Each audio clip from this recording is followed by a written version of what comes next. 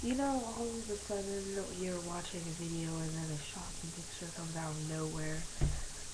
Well, it is annoying and scary. But here are some tips to spot that a video like that before seeing that picture. Okay, pause the video at the beginning. That's step number one. Step number two. After pausing, number one thing is to see the rating.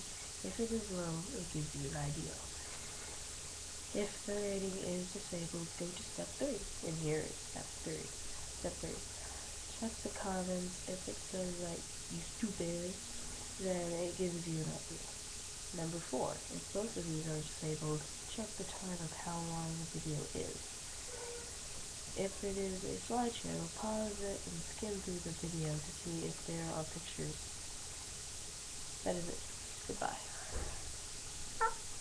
Oh yeah, one more thing. If someone goes like this to their webcam, yeah, that is one thing that they may end up with a scary picture. Stop yelling at your microphone.